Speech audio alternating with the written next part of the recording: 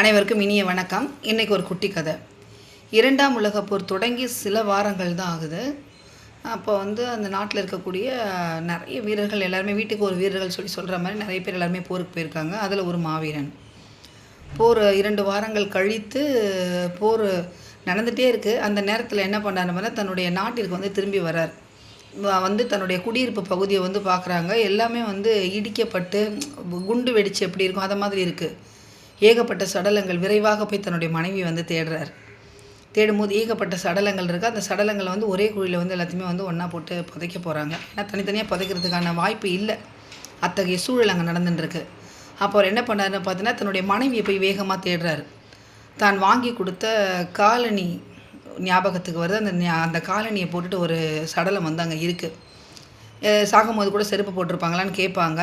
அது ரஷ்யா அப்படின்னு சொல்லும்போது பார்த்தீங்கன்னா குளிர் பிரதேசம். எப்பயுமே அந்த சாக்ஸு செருப்பு அதெல்லாம் போட்டிருப்பாங்க. அப்போ அதை பார்க்குறாரு. பார்த்தோன்னே தன்னுடைய மனைவியோட காலனியை பார்த்தோன்னே நம்ம வாங்கி கொடுத்தது இதுதான் மனைவியோட சடலம் சொல்லிட்டு ஒரு மிகுந்த சோகத்தோடு அந்த சடலத்தை போயிட்டு வாங்குறாரு. ஏன்னு பார்த்தீங்கன்னா தனியாக புதைக்கணுன்னா அதுக்கான இதுவே எல்லாமே கேட்கணும் உங்ககிட்ட. அதனால் போயிட்டு அந்த அதிகாரிகளை போய் பார்த்து என்னுடைய மனைவியோட சடலத்தை நானே புதைச்சிக்கிறேன்னு சொல்லி கேட்டோடனே அவங்களும் சரின்னு சொல்லி கொடுக்குறாங்க. அதன் பிறகு என்ன பண்ணார், அதை வாங்கிட்டு வராரு. பார்த்தா உயிர் இருக்குது.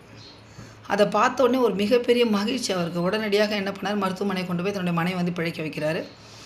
சில வருடங்கள் கழித்து ஒரு குழந்தை பிறக்குது. 1952 52 அந்த பிறந்த குழந்தை எப்படின்னு பார்த்தீங்கன்னா இறந்து போன ஒரு தாய் அப்படின்னு நினச்சி அதன் பிறகு உருவான ஒரு குழந்தை அது. அந்த குழந்தை தான் இப்பொழுது ரஷ்யாவுடைய அதிபராக இருக்குது. ஒரு முறை 2 முறை அல்ல 5 முறை தேர்தலில் வெற்றி பெற்று இது வரைக்குமே விளாடிமிர் புதின் அவர் தான் இப்போயுமே ஆட்சி பண்ணிகிட்டு இருக்கிறவர். எதற்காக இந்த கதைன்னு சொல்லி பார்த்தீங்கன்னா அவருடைய பிறப்பு எப்படி இருந்திருக்கு பாருங்கள். இந்த குழந்தை பிறக்குமா அவ்வளோதான் அப்படின்னு சொல்லி நினச்ச ஒரு தாய்க்கு பிறந்த குழந்தை இப்போ என்னென்னு பார்த்தீங்கன்னா ரஷ்யாவே தன்னுடைய ஆளுகைக்குட்பட்டு நடத்தி கொண்டிருக்கிறார். ஆக நம்மளுடைய பிறப்பு எப்படி வேணாலும் இருக்கலாம். ஆனால் நம்மளுடைய வாழ்வு என்பது சாதனையை நோக்கி போகக்கூடியதாக பிறர் பேசக்கூடிய ஒரு வரலாறாக இருக்கணும். நன்றி.